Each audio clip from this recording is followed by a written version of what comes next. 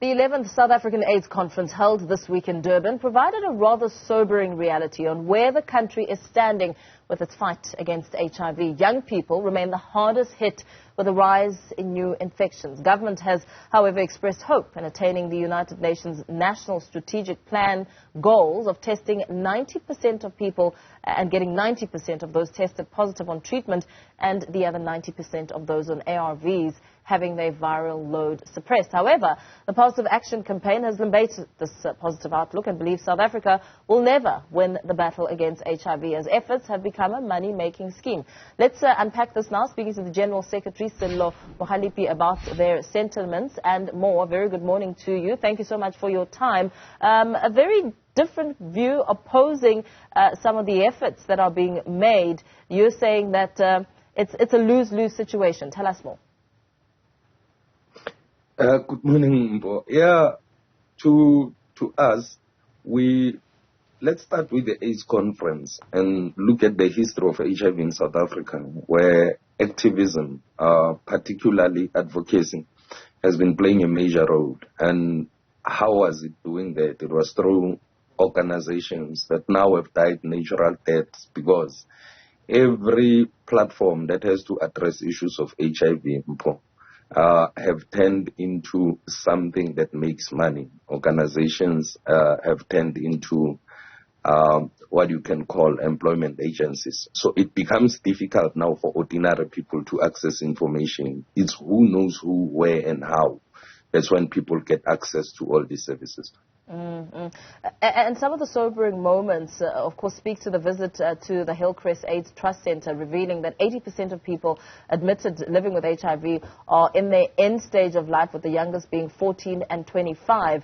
Looking at the age gaps and the sort of focus and attention that's needed to try and make some strides that are indeed in line with some of the goals of the UN, what do you think is failing, and how do you think government officials are failing, as you allude to some of the doom and gloom, so to speak, that you make reference to? The reality of the situation is that we never had a challenge with young people who are still at school living with HIV. It would be just a smaller number where you find our youth battling with HIV. At this point in time, you have government that destroyed completely the program of school health, which was the program that was assisting a lot. The reason behind it is that the conditional grant that is supposed to address issues of HIV has been moved to God knows where it has been moved. Now you don't have this school health program. You've got young people who are sexually active, who are still at school, where information was accessible easily during those periods. So at this point in time, there's no program that speaks to the reality and the challenges that these kids are facing. You can go to any school right now. We don't talk about condoms. We don't encourage these people to test. We're not doing anything. So in order for us to find the statistics is when these kids are at home and they are encouraged by their parents only to go back. And that is the reality of the situation. The worst thing is for people to get infected, it means people are not on treatment, they are not virally suppressed, because we've got U is equals to U.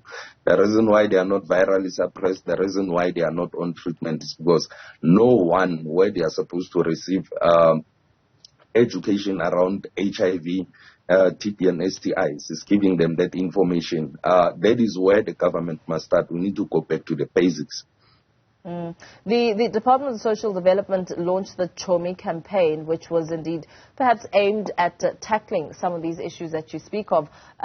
Were you following up on that? What do you make of what sort of impact that campaign can have? We're launching all these campaigns year in, year out. The reality is, what results are they bringing? Are they talking to people in deep rural areas? As we speak now, There are those people in various areas, very deep rural areas where there's no network, where there's nothing, where there's no even some sort of sports activities. The only sports activity is sexual intercourse. And we no longer reaching those people because the very same social development has played a major role in terms of making sure that organizations that were talking to those people in such areas are dying due to funding constraints. Now, we're looking at it to say the information will always rotate around and amongst the people who are advantaged on issues of social media, on issues of TV and your radio station.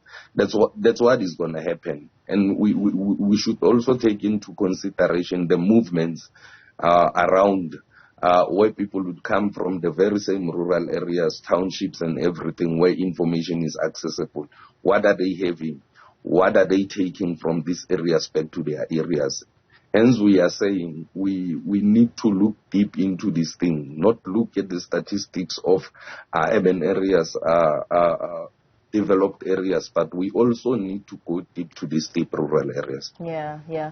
In exploring some of these challenges, and perhaps a word of caution was, what came to the forefront was the ticking time bomb on the shoulders of South Africa's ARV treatment program. Although, it's the largest in the world, experts in the space are saying if the ARV program has no efficient psychological support system extended to care and support, that in itself is also a lost investment. What's your take on that?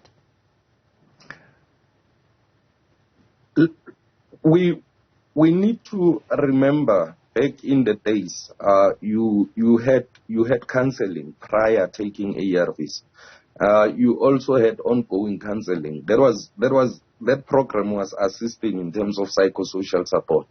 That program have died. We had support groups that were funded, of course. We look at the economical situation of this country right now, where we are initiating people onto treatment.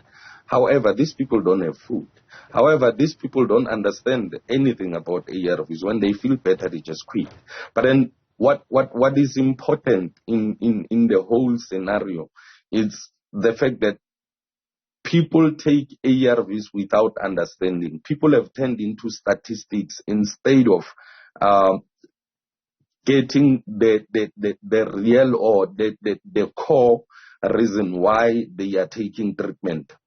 People need support groups. People need to understand that when they take their treatment, they'll never infect other people. And these are some of the issues that we need to put on the table to say, how do we revive all these things? So where do you think then the loopholes are in trying to revive such things and ensure that when someone takes an ARV, they understand why and also continue to take it with a positive attitude and mind? What we need to look at is our facilities. Are they user-friendly? It's the staff within facilities. We used to talk about the Welcome Back campaign. Are we welcoming people into our facilities? We also need to look at the massive shortage of drugs that happens continuously in this country.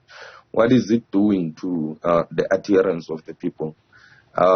We need to close the gap as well in terms of the people who are completely not on treatment because of the myths that are surrounding the treatment. But then, most of all, the issue around shortage of drugs, we all know that it's caused by the theft within the system. It's caused by the corruption within the system. And we need to clean that corruption up so that people are able to access treatment. Are the facilities closer to the people as well? These are some of the issues. If we can close those gaps, I'm telling you, we can get to what we say is end to AIDS by 2030. But if we don't close those gaps, then we're not going anywhere. The structures that you say only exist on paper and that they're now dead because no money is being put into these structures to ensure that the education continues and, the messages are well communicated and understood. What do you think it's going to take to revive them? I mean, whose responsibility is it to ensure that they are indeed revived so that we can indeed reach the UN AIDS target of having all 90% of all on ARVs and really just winning the tide when it comes to the fight? Mpo, you've got your local AIDS councils that only exist on paper as policy, because mayors are not chairing these councils. And that's why you talk about the multi-sectoral response. That's why planning is happening. That's why civil society is expected to advise government on policy. You've got the district AIDS councils that are dead. You've got the provincial AIDS councils, which have the secretariat within that are supposed to assist civil society organizations with resources for the implementation and advocacy of issues of HIV, TB, and STIs. But those structures don't exist. Where are the mayors? Where are the premiers? Are they chairing these structures? We have turned into this luxurious structure of the South African AIDS Council, provincial AIDS councils, where we're leading issues within boardrooms. We never fought for a struggle of ARVs in boardrooms. It never happened. And if we want results, we'll never get results in boardrooms because boardrooms are limited for a number of people. These structures have secretariats that are running on zero budget. If the structure is within the Premier's office, for an example, here in the Free State, you've got the secretariat that has nothing. In order for them to operate, they have to talk to funders. How do government talk to funders in order to implement such a massive program? I mean, resources are being injected. As you are saying with the UNAIDS, UNAIDS is injecting resources. Where are those resources? I can tell you, the very same civil society that we are talking about, resources are within their pockets. Some organizations are dying. Some, they are surviving, because those that are surviving, they are close to the same PRs, which is primary recipients that receive money of HIV in South Africa. So these people, you can call them AIDS mafias, because they've captured the lives of people through the resources that are supposed to serve the people. And that's what we need to do. We need to unlock this. We need to go back to the basics. We need to make sure that these organizations are revived. No organization that is addressing such a massive issue has to die due to resources. Yeah, absolutely. Thank you so much for your time and weighing in on this topic. General Secretary of Positive Action Campaign, Sello Mokhaliphi.